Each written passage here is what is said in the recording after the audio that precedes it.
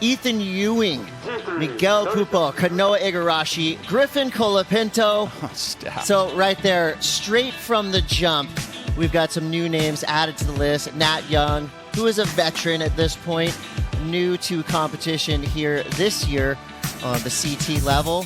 E.Ewing, of course, we saw his performance in Australia. To see the surfers that were going to adjust and make moves, and what did Miguel Pupo do? He did exactly that, especially in that last event. So incredible to watch, and I can't wait to see what Nat has for us as you can hear that chain starting to rumble. Yeah, so describe what he's seeing, what he's feeling as this first wave comes through. There's probably a lot of emotions right now. He's just got to be breathing through it, relaxing, and got to be a nice paced wave right here. I don't think you want to go too hard out of the gates. Here we go to kick us off here at the Jeep Surf Ranch Pro, presented by Adobe. First wave, Nat Young from Santa Cruz, California. So this is the ultimate tone setter, not just for this set of runs, but also for Nat Young's potential run through this contest. So starts it off, textbook backside two riding as deep as possible. Gets the exit. All right, half the work is done now for Nat Young. You gotta love that his strengths are definitely on his backhand. So you can see the rhythm that he carries, the speed that he carries, and he was really deep in that barrel. I was right as I speak. Just about to say no nerves for Nat Young. So with that fall, which is something that you know is going to, stay with him, but there's two ways he can go, right? He can take that fall, draw from it, or he can sulk on it. I think we know what type of competitor Nat Young is. Hopefully that will fire him up. Yeah, get the eraser out, start erasing it right from your mind. You got a left coming up. But I mean, the start was beautiful. A nice rhythm to his surfing, not overcooking it, not undercooking it. And especially when he gets to the barrel section, not easy to do on the backhand. Although speed control can be very nice, he does it very well. He doesn't have a ton of waves like this to practice on, I'll tell you that right now. This is an absolutely perfect wave. You got your practice runs. He was one of the surfers that got really deep in the very beginning when we were watching all those clips come out from the surf ranch. He was one of those guys that got very deep on the backhand. Just right here, where he starts to get the rhythm going, he's anticipating the fact that he's going to have to, kind of show some flair there, trying to push a little bit too hard. Kind of a bummer for him right there, especially because we were just at the last section. He completes that ride, momentum shift right there with him. Yeah, obviously his backhand has always been known as Cobra-esque, has the ability to strike at will. What I did like is that he was pushing, he was going for it. I think a note that all of our surfers, male and female, must take is you've really got to shine. So they're going to utilize all of those elements within the criteria, innovation, progression, speed, power, flow. All of those elements are critical. And a matter of fact, they're probably amplified because you take the ocean element out of it. You're not going to have someone that, I just need to get out there and get the best wave. Hey, the best wave's coming at you right now as you can hear that buzz and that anticipation. The heart's pumping. A couple breaths right here. And start it. Nat, let's see what you can do here on the left. Pretty cool that our surfer who got the call into the event hasn't competed in a while. Thrown right into the fire here. At Surf Ranch, here we go. Nat Young, his first wave on his forehand. Beautiful rhythm already. Here's that steeper section that you can start to, really start to push the fins, especially if you're coming from behind it. So many decisions have to be made on each and every wave, each and every turn you do, where you put that turn. This is a wave that magnifies mistakes. You really have to be sharp through every turn. It's going so fast. Barrel section coming up. Potential air wedge there on the end. Nice arc, good finish, nice solid. Coming from that fall, being able to kind of chase that away, erase it from his mind, gets a nice solid score under his belt. Finish to the end. I want to say welcome back, Nat Young, into CT competition where he belongs.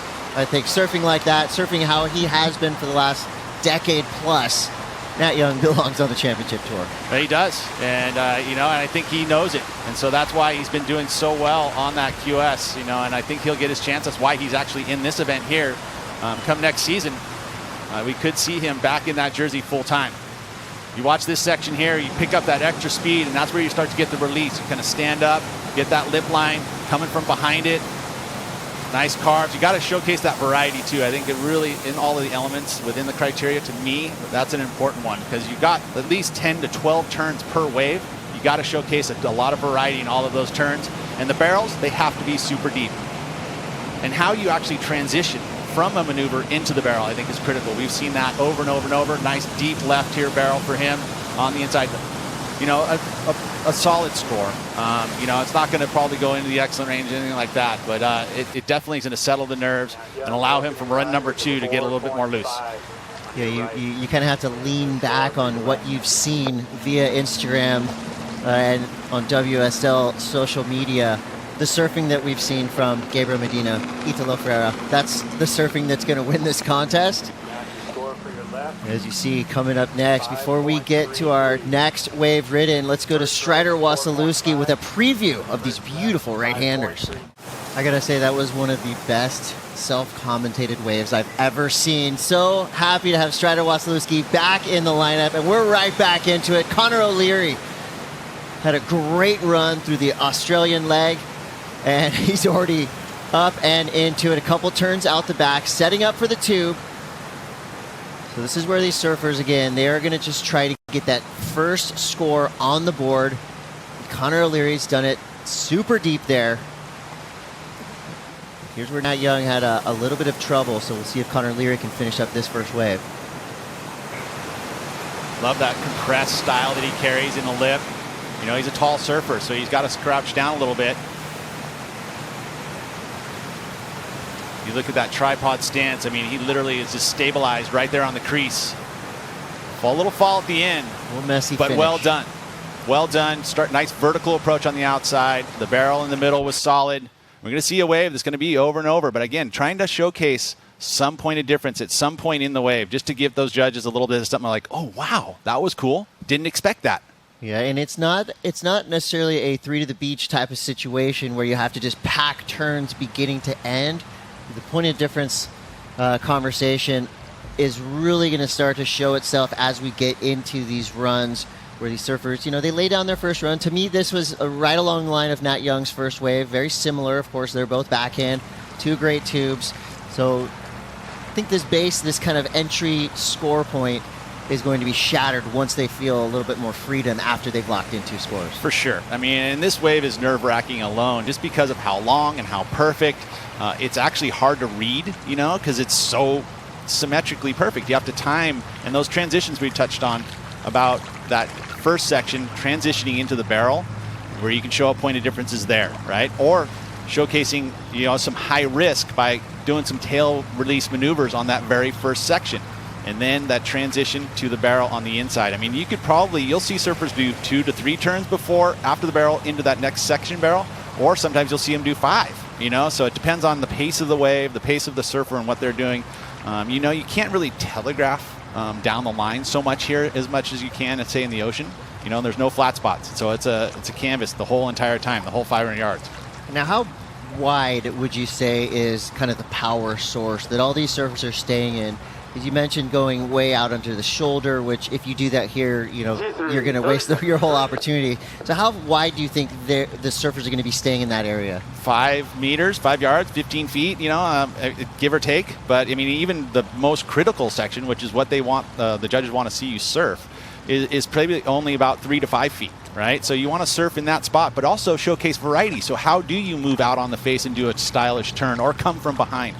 That's a point of difference. So little things that you have to do in order to change the approach that you are against the other 35 surfers you're surfing against.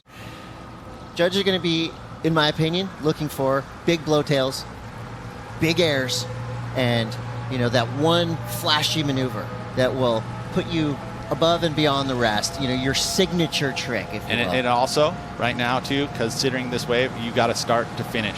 If you want to go excellent, it's got to be from very, very first section all the way to the end. Well, we know the judges are not going to let you get away with anything. You've got to ride out clean. Here we go, Connor O'Leary now. I love that Nat Young and Connor both lauded for their incredible backhands. But make no mistake, these guys are threats going either way, as you could clearly see here. Connor O'Leary, that's what we're talking about, switching up your maneuvers. it's like a skate line. You have the ability to do different tricks all the way from beginning to end. Why not showcase it, right? Sees Exactly. a switch of a board here for him on the left. You'll see that with surfers switching up boards. Easy to do. You don't have to paddle in. There Nice. you go. Okay, that right there, you know, the combination of major maneuvers is going to weigh huge in what the judges are looking at.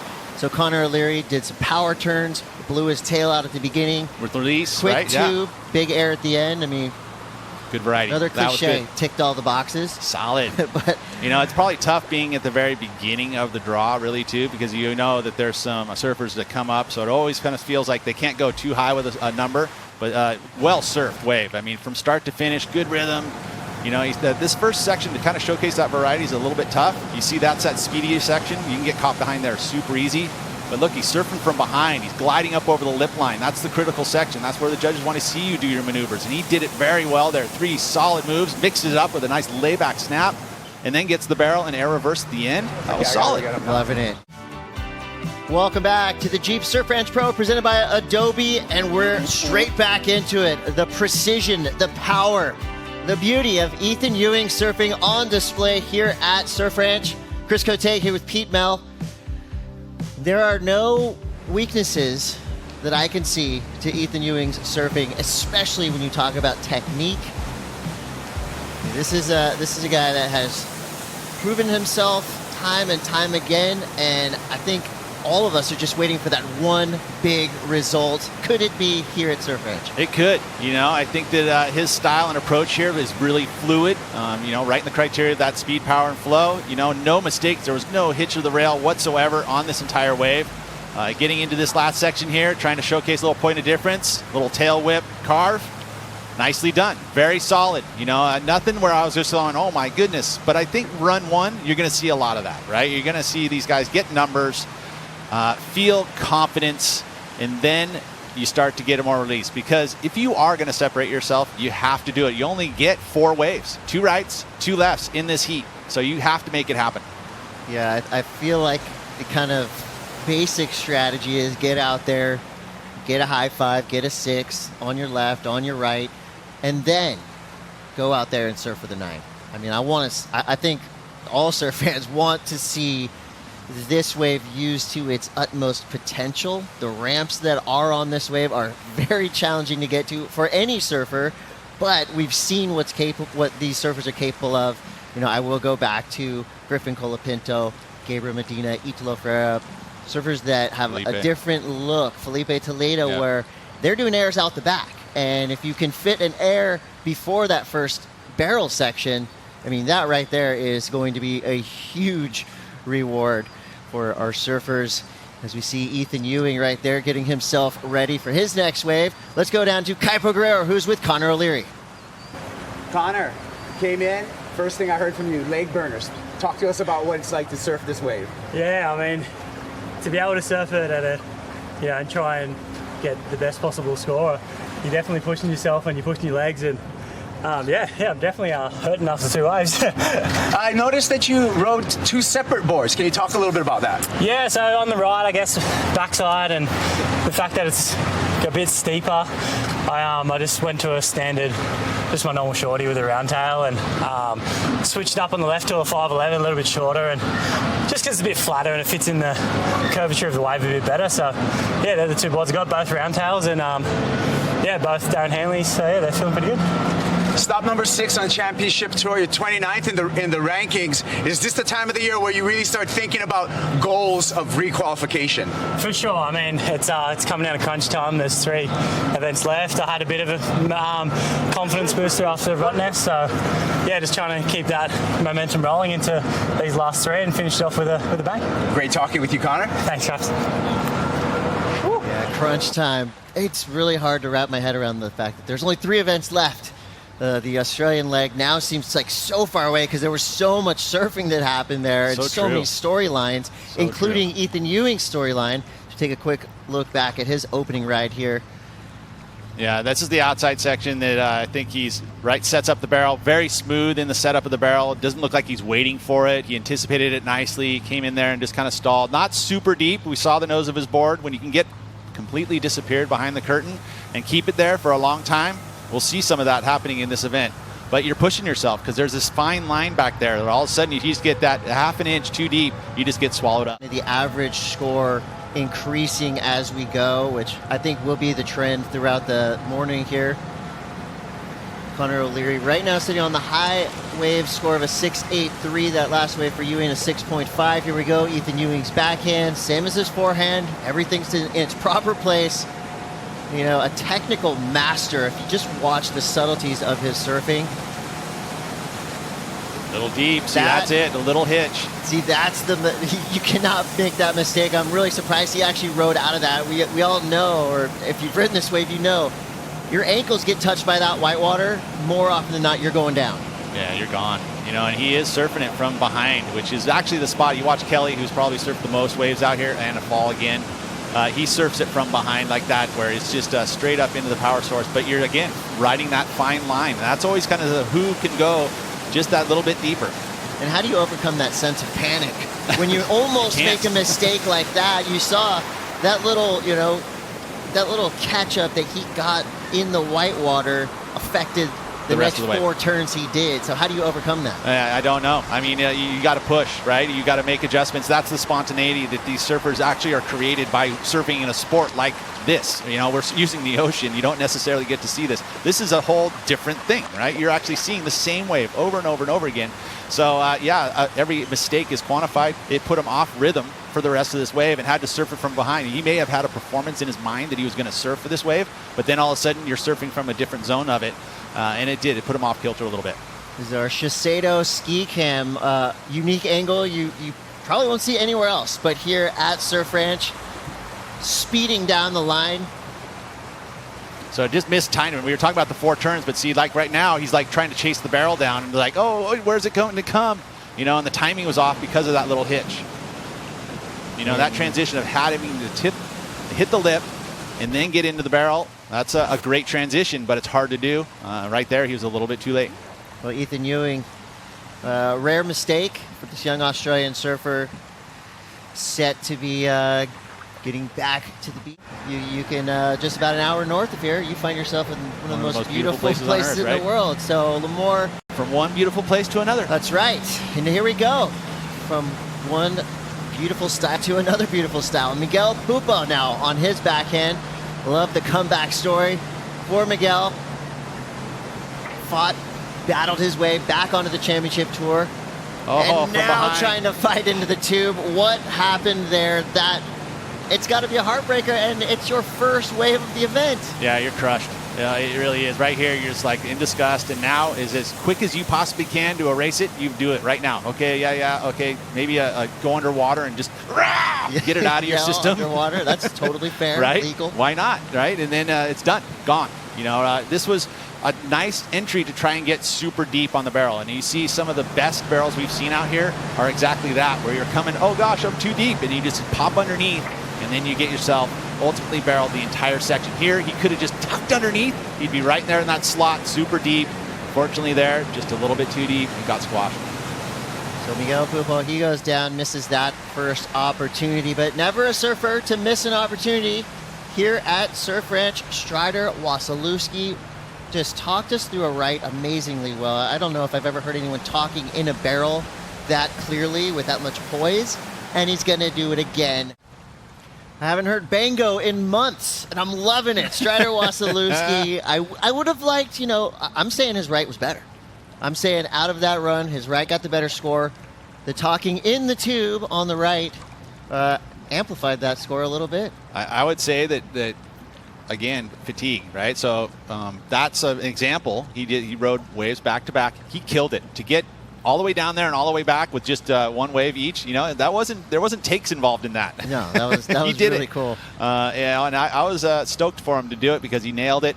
I actually liked the sound of no talk in the left barrel because you kind of heard it. It almost sounded like you were in there with him, which you were. It's like he was interviewing the tube, which is another rarity. You only get that here.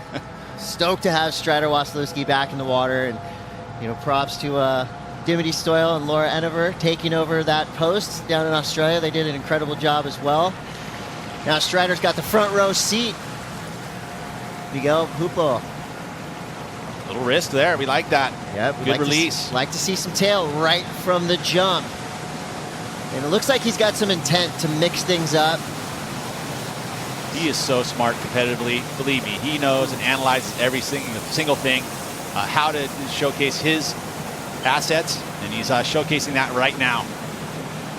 And I think patience is an understated virtue here at Surf Ranch. Oh, yes. That's what we like. Whoa, and how has was the the squirt? ability to whip it around straight into the tube. Combination right there from Miguel Pupo. I love it.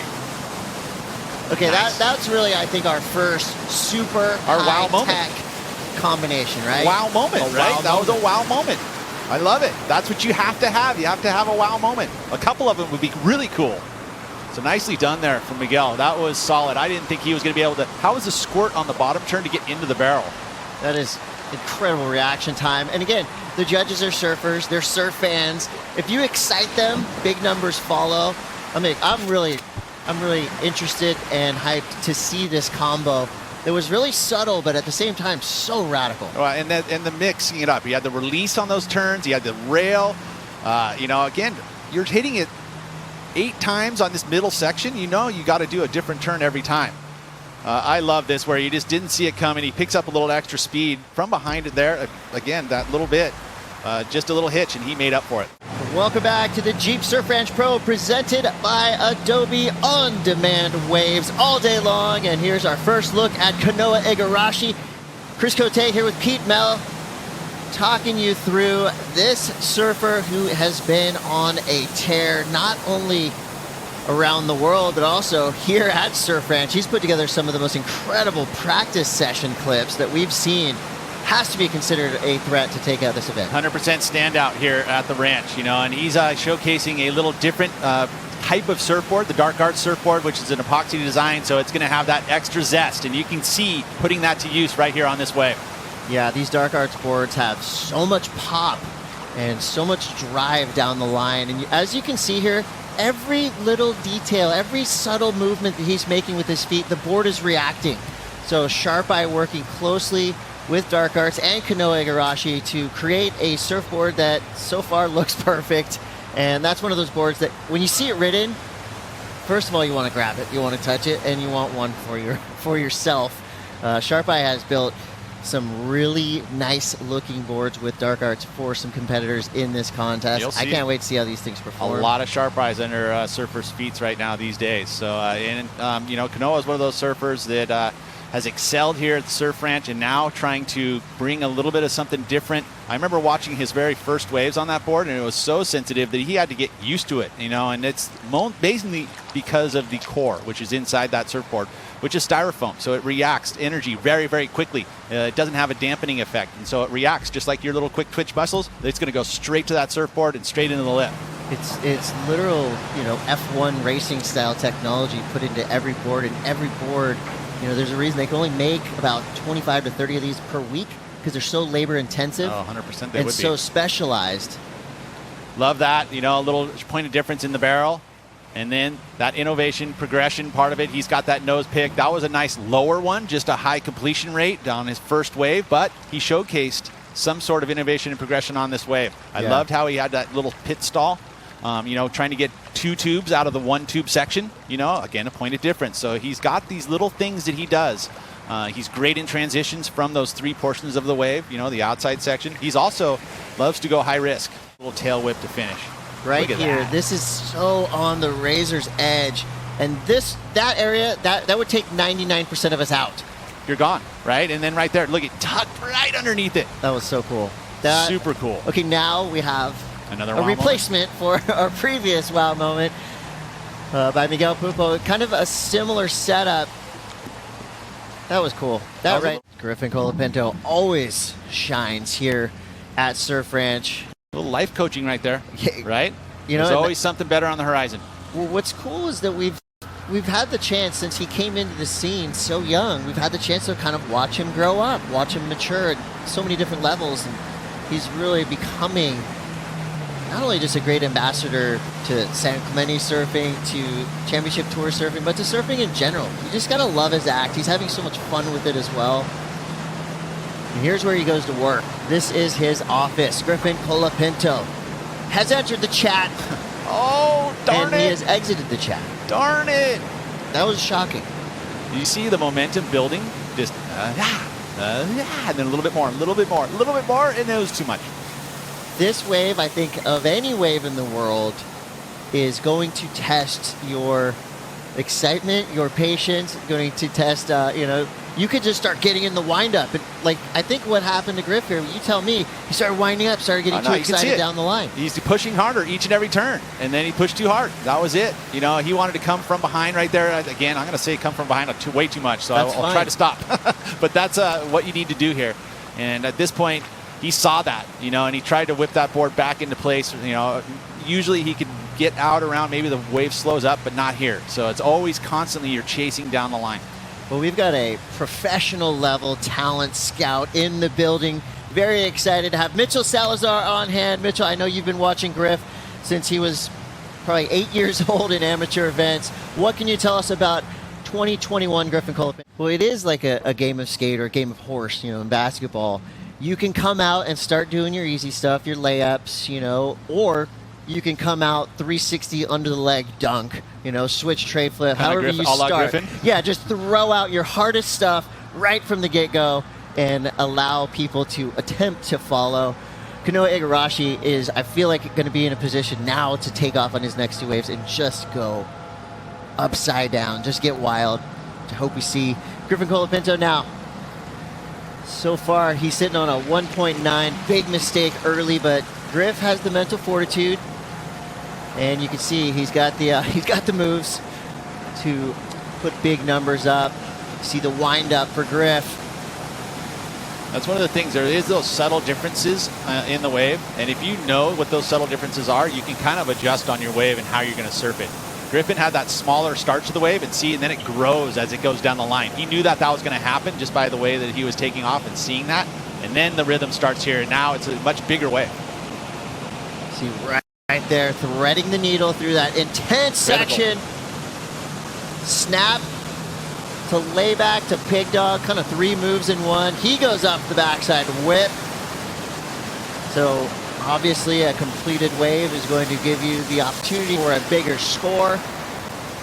That wave is pretty similar to what we saw from Kanoa's wave. I think maybe a little bit more drama on Kanoa Igarashi's wave, and I think that word drama is going to be a key factor, because with the same wave over and over and over, you've got to do something to get the judge's attention. Drama, wow, exclamation, exactly, all of that stuff, that right? All those adjectives. This wave, you see, it starts off a little slow, and he read that. He knew that was going to be the case, but he did everything he could to make that outside section solid. We don't really see a barrel in the midsection here on the left, so it's all about turns. So you got to hammer the turns, and you got to showcase a lot more variety on this wave because it's mostly turns. That first big tail slide that he did appeared, it almost looked like a mistake on the live action, but then when you see it on replay, you're going, ooh, okay, I like that. I like that he was pushing that hard. Yeah, no, and that's, again, pushing it is going to be higher risk, and that's what the judges want to see. Again, the tail whip, that late entry into the barrel is very solid. Wow. And his legs are on fire right there, just literally. I know it's kind of white, but literally they're burning on the inside. Yeah, that was, so he brought 2 boards out there. I didn't notice a switch, so we'll have to find out if he's going for the left board, right board combo. I would say so. I think Griffin in the past has done that. There's no reason not to. If you've got a wave or a board that works really good on your forehand, why not? You just literally have it on the ski. You're just going to switch it over. It's super easy to do. No, I think that you're going to see all bare feet, but it is critical because you don't want to have those slips. Mistakes are quantified heavily in this event. And surfers from Santa Cruz famously would go on surf trips in trunks and booties. Sean Barney Barron, one of the main proponents of that. I've seen Flea do it. Have you worn booties and trunks? I used to, yeah. I just didn't like what it looked like. Afterwards, I was like, I'm not going to do that. Nat Young has had the luxury and also the daunting task of starting off this contest. First wave of the day. He got a 4.5 and a 5.33. So for him, now it's about deleting those 2 scores off the board. Pretty much, yeah. We're starting to see 7s and high 6s. Yeah. I mean, Griffin had the mistake. Unfortunately, he's going to have to clean it up on the right, so it'll be a little extra pressure for him. And we saw a fall from Nat on the right. So let's say that this is a very important right-hander for Nat because he has to count one of these rights in his scoreline. Well, he's super powerful. His backhand, considered among the best of all goofy footers. Now he's going to worry us a little bit with how deep he is in this tube. Nat Young, and as you're riding in the barrel, so deep right there, he's got to be thinking, I got to get out of here and do more turns. The whole time, you know, but you got to remember that you got to pace yourself, so you can't get too excited. You get ahead of yourself, mistakes happen. So far, big vertical whips, a lot of power, a lot of spray down the line, going for the second barrel. Oh, too deep again. He was pushing it. He knew he had to push it. That little extra stall, too late, and instantly. You see how quick the wipeouts happen too? It's just like all of a sudden you're like, wham, it's gone. You're like, no, no. This is a real quick dream to nightmare scenario. For those very lucky people that have surfed this wave, you'll find yourself in the barrel. And before you can even finish your thought of, I can't believe I'm getting, you're underwater, Yeah. You're over the falls, you're wondering what just happened, and then you're driving home 5 hours crying because of a little wave. It happens to the best of us, including one of the best goofy footers to ever do it, Nat Young. Great transition into the barrel here. You know, it came again from behind, and the speed control right here. He's using his bum to slow himself down. You can see the front arm stabilizing along the wall, the other arm on his hand on the rail. So he's got all these different points. He's got contact with the wave to be able to create speed control. Did very well there in the barrel. Just the fall at the very end is a bummer because this right is going to count. One of these scores has to count, and it's not very easy to get yourself up the leaderboard otherwise. Well, Nat Young's going to go left very quickly after this break. Stay tuned. More action coming up. You're watching the Jeep Surf Ranch Pro presented by Adobe. Nat Young taking his second left of the morning, trying to better a 5.33. Joe Turpel with Rosie Hodge for the call on the goofy foot, also known as the Cobra. Former champ of the Coldwater Classic getting started. Big dagger on that first section. Second snap. Solid from Nat Young.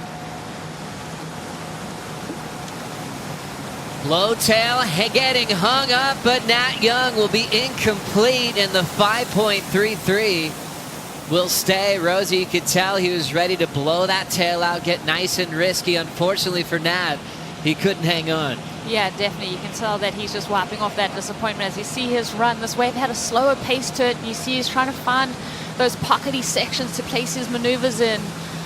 Looking down the line on this one as this wave steepens up.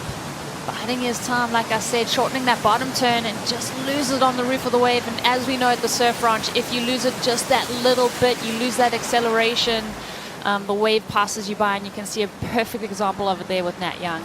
Interesting with Nat Young in the ocean, he's pulling that tail blow all day long. Just the energy of the Surf Ranch with it going more down the line.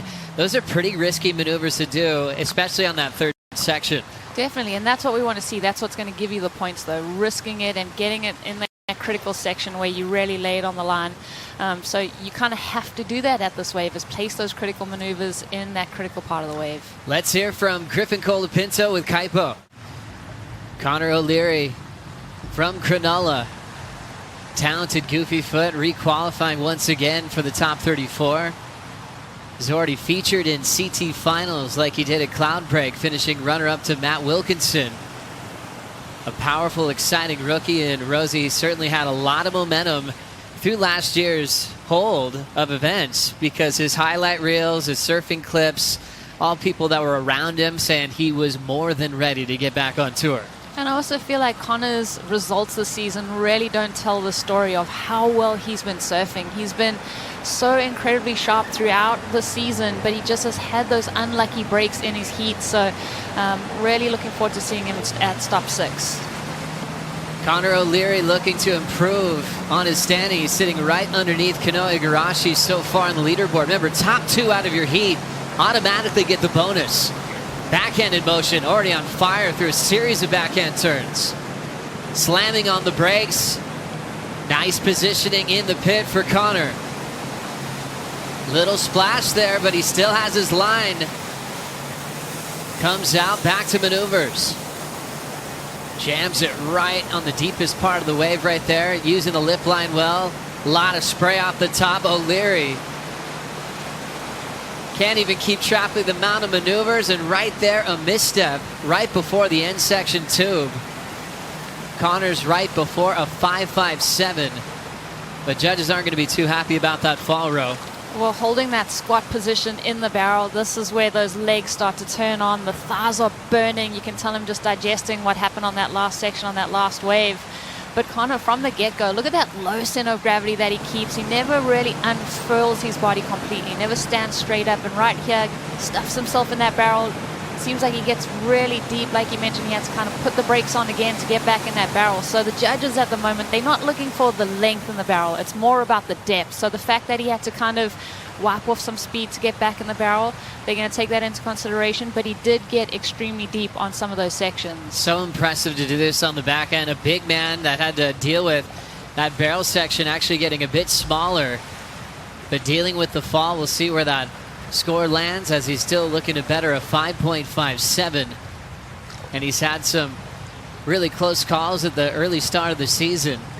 So for Connor, we already know he's ready for a huge result here at stop number 6. As we mentioned this morning, Rosie, season's already flying by, already past the halfway mark of the year. So requalification, we're going to be really looking at that closely at this event. Definitely. And we heard from Griffin speaking about the world title, getting into that final 5. For someone like Connor, you know, it's at the back of their mind about requalification as you come down to these final 3 events. But I would love to see Connor get a great result here. Like I said, his surfing is right there. It's just about making it through those rounds and breaking through that glass ceiling. Connor O'Leary now preparing for the left-hander, where he achieved a 6.83 on his opener this morning. So a solid start, which is keeping him just in second at the moment. And remember, the Hydro Flask Let's Go moment is back. All you fans out there get to vote at WSL's Instagram, which is just at WSL, for the Hydro Flask Let's Go moment. That'll all go down on finals day. Your favorite moment, maybe biggest move, best entire wave, maybe funniest thing that you saw in the last couple of days.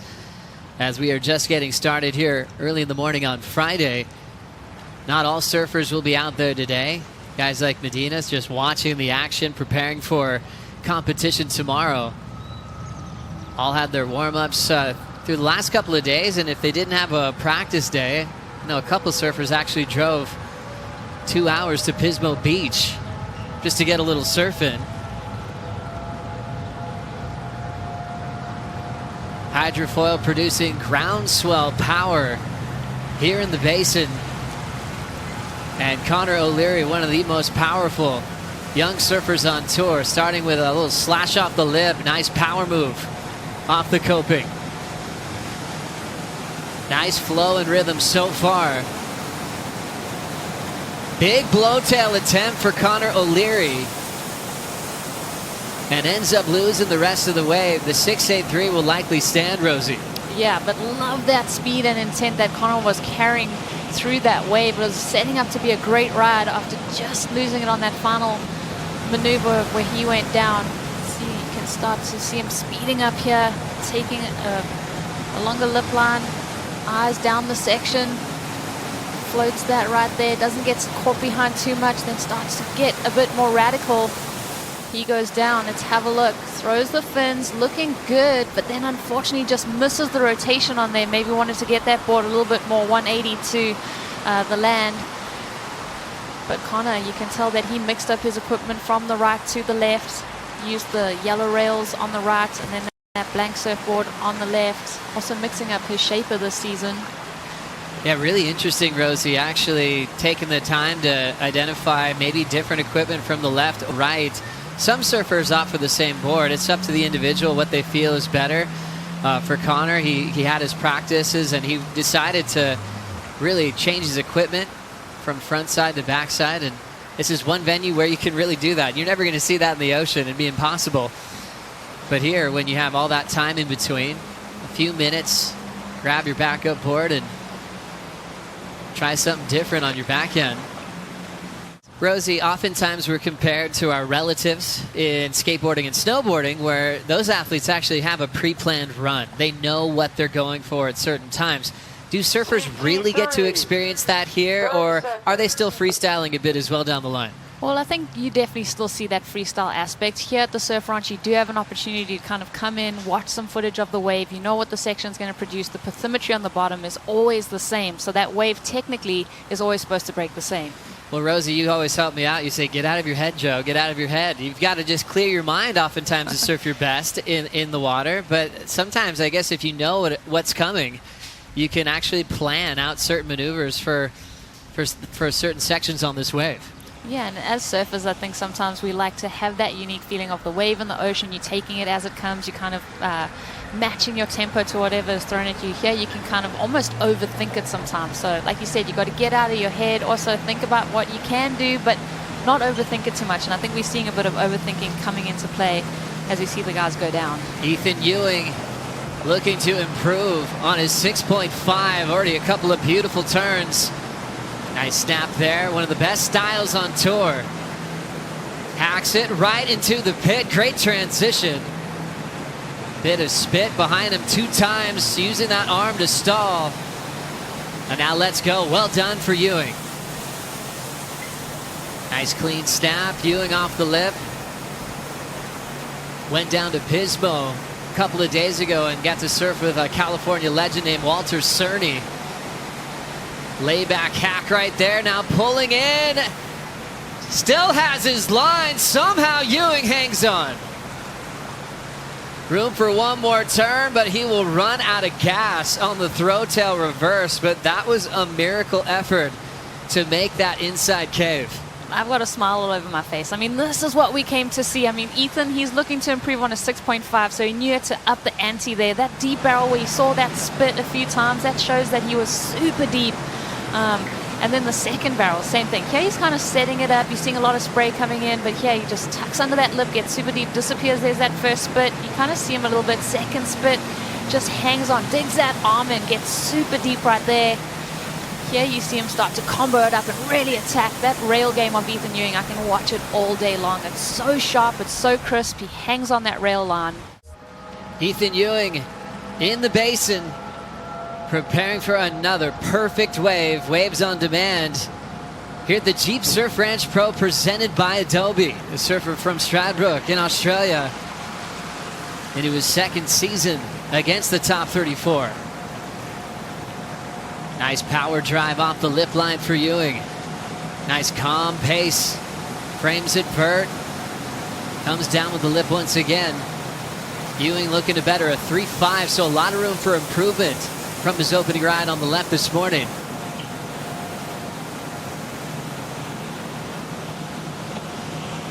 Ewing getting caught by the lip, but trying to keep up with the pace. Kind of a late climb on the hollow part of the wave will take Ewing down.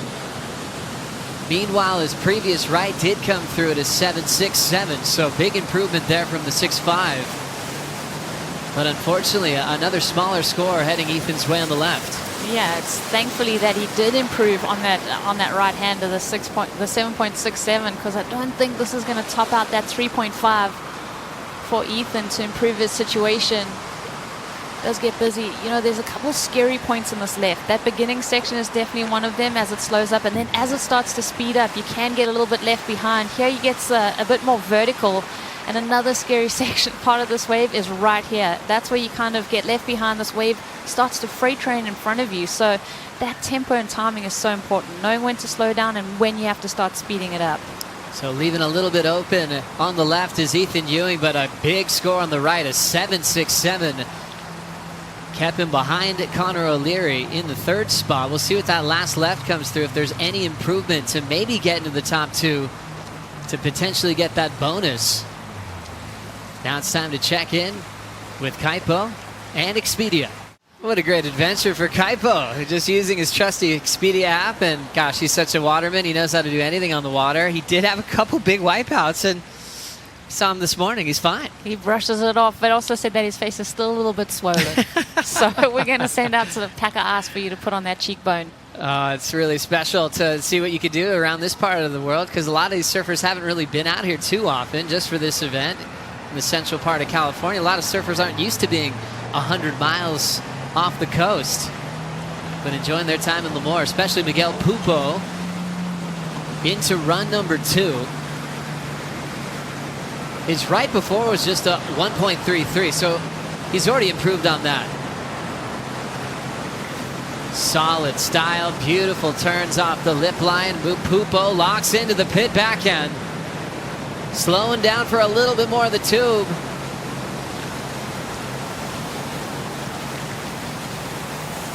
Setting up another beautiful snap. Nice connection off the lip, hitting it even harder. He's got his rhythm now. Pupo, former champ at lower trestles, loves competing in California. Belts it again, weightless. There's the inside cave, recovers well. Not super deep, but he's got room for a finish. Hacked with the slide for a very creative finishing move for Miguel Pupo. Big improvement from his 1.33. He'll be moving up the bracket quickly, Rosie. Yeah, great ride from Miguel when it counted. And you can tell he's maybe a little disappointed with his performance. Like you said, it's definitely an improvement. So we'll see where he sits on the leaderboard. Can he get into that top 2? Yeah, I just love the look of Miguel's surfboard too. As we see that bright white, you know that it's an epoxy construction. Also looks like it's got a bit more girth to it, so a bit more width, and the foam carried right through to the nose, maybe a bit shorter than what he'd usually ride, and that just helps him plane on that water a bit better as you see him getting some tube time here. Does he get deep enough for some great points from the judges? We'll see if that factors in. Gets back on that rail line. Love it as he ducks for cover there. Let's see how deep he got. I mean, you can pretty much see him the whole time from this angle. He does get a little bit of time on that foam ball. And then there he went for that last maneuver. He finished the wave. It's better than his 1.33, but we'll see how the score settles in this heat. Smart surfing for Pupo, staying on his feet. We'll see that improvement. He's hoping to be a part of that bonus if he can move into the top 2. Obviously, a completely different format. Hard to compare this event to anything that we see in the ocean. Mitchell Salazar joining us for the call. Mitch, anything else you're picking up that the surfers are dealing with today in today's competition?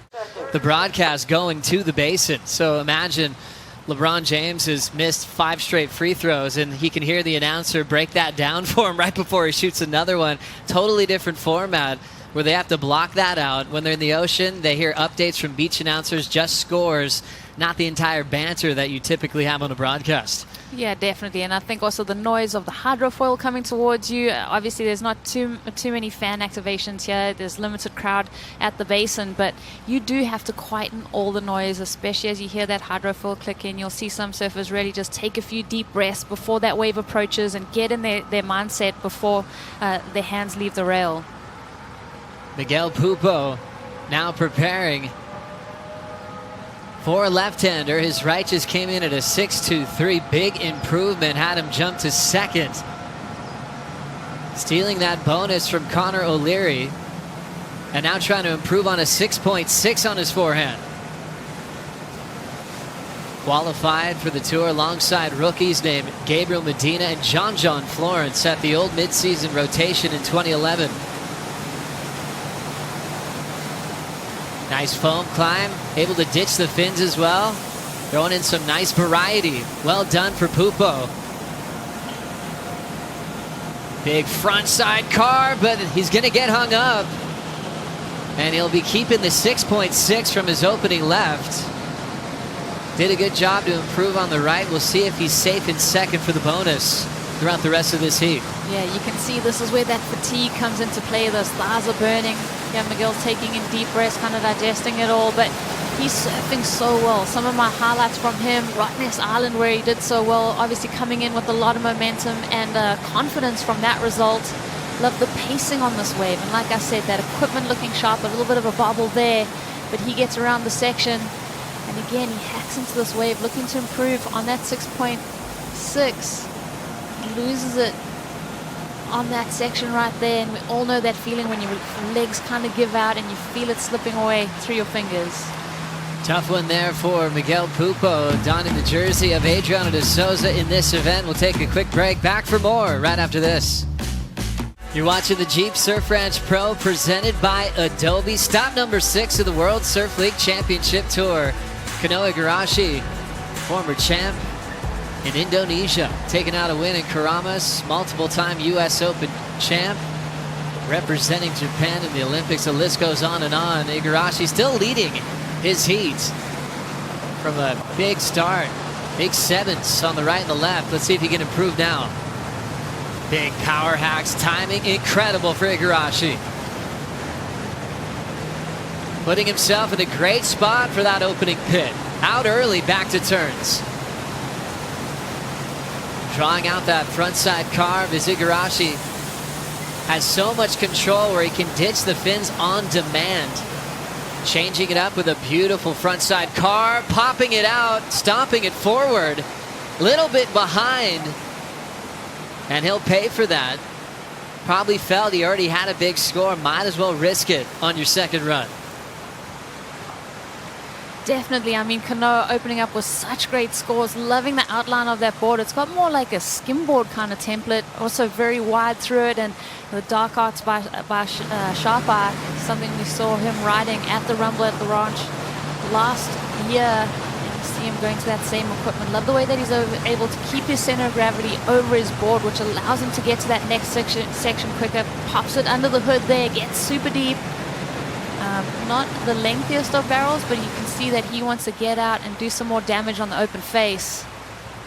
Love this maneuver here, just laying that back arm, the layback. That's a point of difference. I mean, we saw maybe N.Young doing one a little bit earlier, but there he's really comboing up his maneuvers. He goes from that layback into that more progressive, innovative maneuver there and just kind of loses it. But you can tell that's his intention. He's kind of got more in the bag. He's going to kind of let this event run out, and he's going to step it up every kind of heat. So cool how he goes for it. I mean, he stomped that move, which was great to see. Beautiful footwork on that nose pick type landing, but just the thing ran off without him. What a great start this morning. 7.83. Well, Kanoa Igarashi is a Shiseido ambassador, and it's all about We Are One Ocean. We Are One Ocean. You guys can all sign the petition, and you can see that code on your screen. If you open up your phone to the camera app, it'll take you right to weareoneocean.org. You can sign and share the petition and let all the world leaders be aware that we need to protect our ocean, not just for now, but for the future of all the young grommets coming around the corner. Kanoa Igarashi proud to be a part of that campaign that we'll be reminding you about all year long. So you can head up to your screen. You're on your couch, have your grom, just grab your phone for you and get you to sign that petition. You can share it. A great cause, Rosie. I know you're one of the first to sign up for this one. Definitely. I mean, just such a great host of ambassadors too on that roster for Shiseido, and really just putting that focus on that conserving what we love to do, and really keeping it in your mind that we've got to make that difference and sign up to things like this and put that best foot forward. Kanoa Igarashi incredibly hungry. He had a great position on the leaderboard, still does in the top 10 picture, but he walked away from a couple of heats he just knew he wanted more from, where he got wave starved in the ocean at Narrabeen, had the interference in Margaret River. So he knew he left a lot of points out there, but still positioned in the top 10, coming into top 6. But coming in an event where he's had a ton of success. This wave will keep you on board for about 45 seconds, easily the longest ride you'll have on tour. And it's up to these surfers how hard they want to push it. One of the rare waves you see someone kick out of one and they're absolutely gassed. Kanoa now changing things up, waiting for a big section. Nice timing off that crumbly section to blow the tail once again, going for it on the backhand. He'll let go of the left. That'll be keeping the 7-5 from his first wave this morning. Yep, and no harm to his scoreline. I mean, falling on that wave, obviously a missed opportunity, but I think Kanoa's in a sweet spot to advance into that bonus run. Probably wants to save his legs as we get further into this competition. Kanoa is one of those surfers, though, that in that off-season, he just seems to put on a bit more body mass in terms of muscle. He's looking like bulky, and he can really push through his maneuvers. It's added that element of power. But he's still got that same flexibility, so that's a really great combination if you want to be a surfer with that low center of gravity.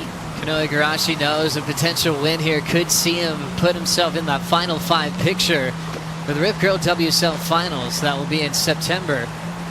Kanoa knows that every seed counts. So being 5th, I mean, you've got your hands full, going from 4th to 3rd to 2nd to 1st. All roads lead to the Rip Curl WSL Finals.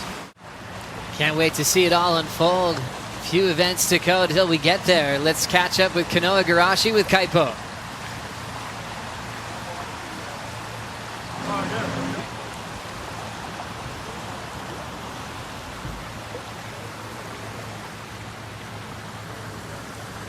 Catching up with Kanoa Igarashi, just coming off the boat ramp after an all-star performance. 7.5 and a 7.83. Got those out of the gates on the opening run. Miguel Pupo in second after improving on his right to a 6.23, and that's what Griffin Colapinto's gunning for now. Griffin started well, Rosie, with that 7.03. That's what he's looking to improve on. Yeah, you can see the focus from Griffin. Deep breaths, just feeling out that wax. Mentioned that his grip was feeling a little bit slick, so I'm sure he's kind of tightened that up as he hits the lineup for that second run. Some surfers put wax all over that tail pad. Some don't even touch it. Remember, Tommy Whitaker was preparing a board for Freddie P, and he started waxing up Freddie's tail pad in Tahiti, and Freddie's like, what are you doing? It's all up to the individual. Maybe it would work out today if it's a bit slippery. Down car for Colapinto, setting up this right. Nice snap there. Had a 1.9 on his first right, so already seeing the improvement. What a style, the kid from San Clemente, hanging in the pit. Great read to come flying out. Celebrating one of his best starts on tour this year with a lot more consistency. Beautiful frontside wrap, drills it with the fin throw. Another big tail blow, but that one's gonna hang him out to dry. We will see the improvement, but Rosie, a lot of points left on that bonus section that gets incredibly hollow on the right. I just found myself holding my breath throughout that ride, and when he went down, just realizing that I could even feel that pressure. And for Griffin, you can tell that he's just trying to keep it out of his mind and let it flow, but there is a little bit of hindrance in his surfing as he takes this wave. And Griffin, someone that I'm really keeping a keen eye on throughout this event. You see him tuck into that little barrel, finding cover, still within sight there. Disappears from view, comes out, starts to eye off these next sections as it starts to kind of steepen up here. Let's just see Griff just throwing the fins out there. Doesn't get completely, that center of gravity kind of leaves him. He's a little bit too much on that back foot. And he goes down as the board just gets gobbled from under his feet. So I think Griffin's definitely going to be taking that in, and his fate will be decided later on today. Keen eyes, Griffin. Well, you see him with his hands up there. He might have been asking for an update. Looking for an 8.3 to take the lead off Igarashi. Igarashi had the 7.5 and the 7.83. The 5.33 came in on that keeper for the right since he went down early on the 1.9. On his first ride of the day. It's hard to believe a lot of these surfers will just catch 4 waves before packing their bags from Lemoore.